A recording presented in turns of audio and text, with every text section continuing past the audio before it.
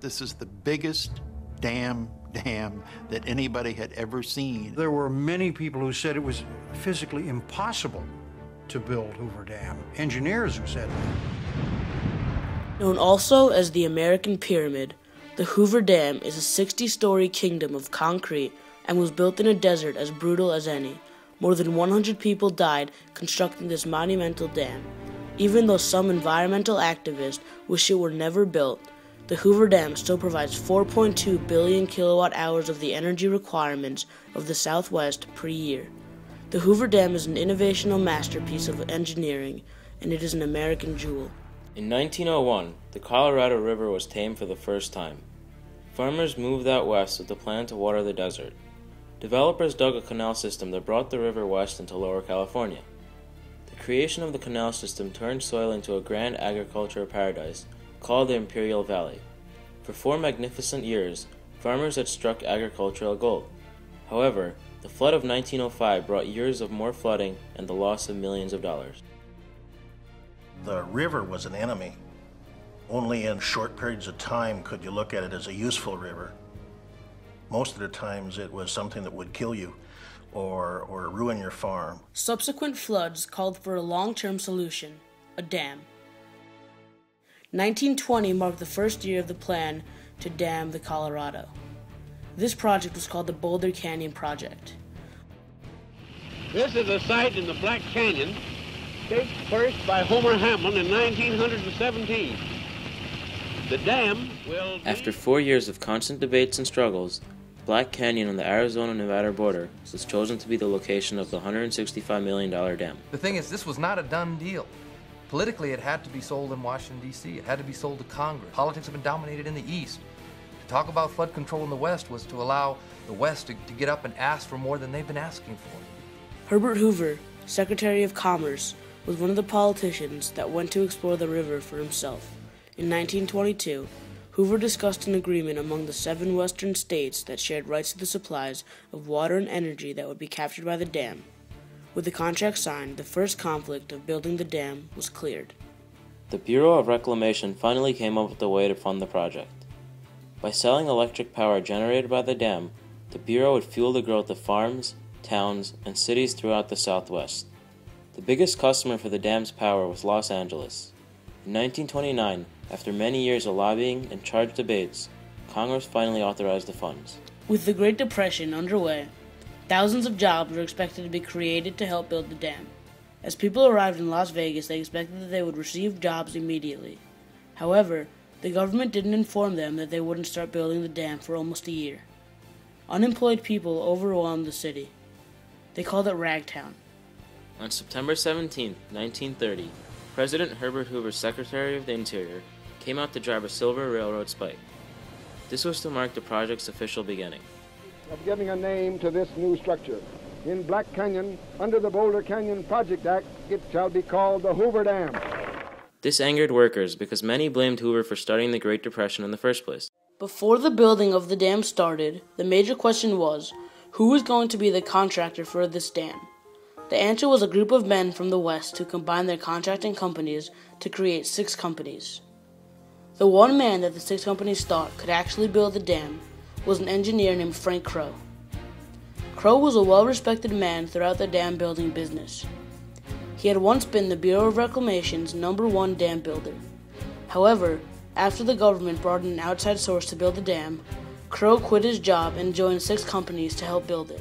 The compelling temptation to build this thing drove them. They just wanted it. There was money to be made, and they made it. A 6 companies worker said that everyone in 6 companies was scared stiff about building this dam. The government's plan wanted a concrete wedge over 700 feet high, twice as tall as the Statue of Liberty, and 2 football fields wide at the bottom.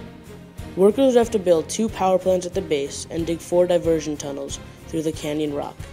This was in order to divert the river around the worksite.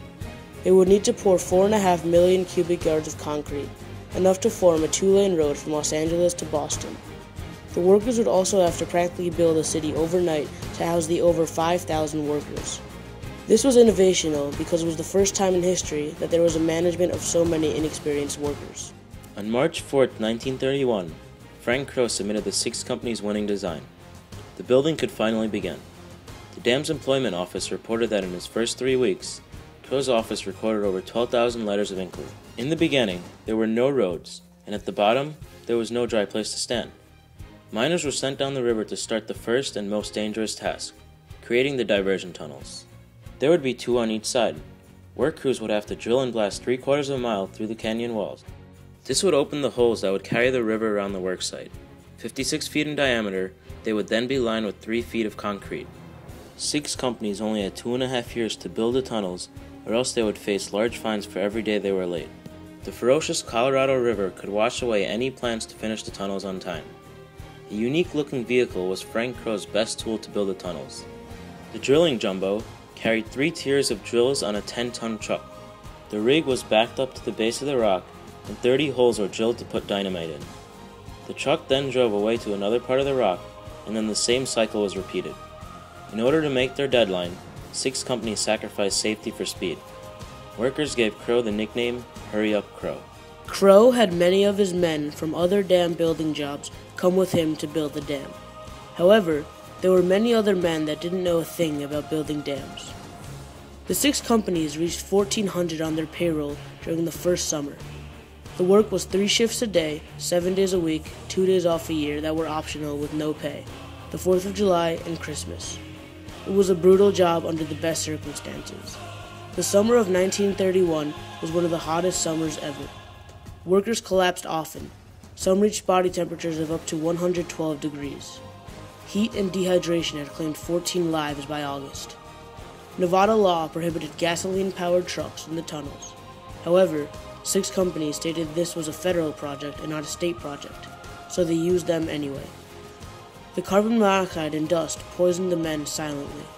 On August 7, 1931, 6 companies assigned many workers to lower-paying jobs. The first strike that was held, what 6 companies did is they simply went out and they fired all the people that went on strike, and they hired new people to take their place. So the work continued. Tensions eased between workers and 6 companies when they were moved from Ragtown to Boulder City in 1932. It was a city free from alcohol and gambling. There were rows of the same houses put up just after one night. It was not uncommon for a man to walk into the wrong house after a long day's work.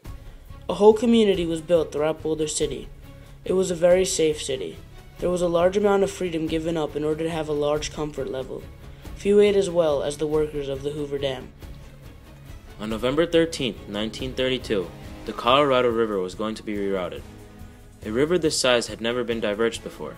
The Colorado was moved for the first time in 12 million years. The diversion tunnels were created 11 months before the deadline. By 1933, 6 companies was 2 years ahead of schedule and recorded a profit of $3 million. With Roosevelt in power, a new Secretary of the Interior was assigned. His name was Harold Ickes.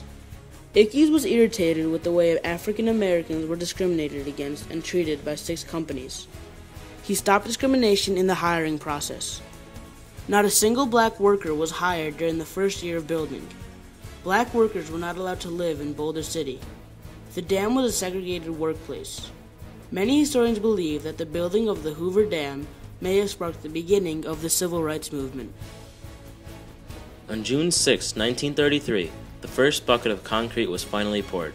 There were 5,000 men working from the deep and narrow canyon. Crowe designed aerial cable waves that delivered a concrete bucket every 78 seconds.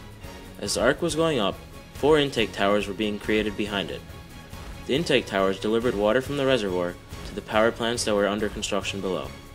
On February 6, 1935, the last bucket of concrete was finally poured.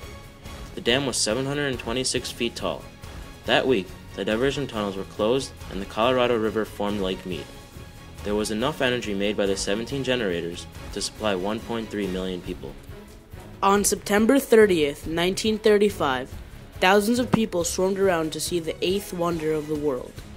President Roosevelt came to dedicate the dam, 2 years ahead of schedule. Though it took many lives and a large sum of money, the innovational Hoover Dam was built, and even today, there is still a strong connection between the people and the dam,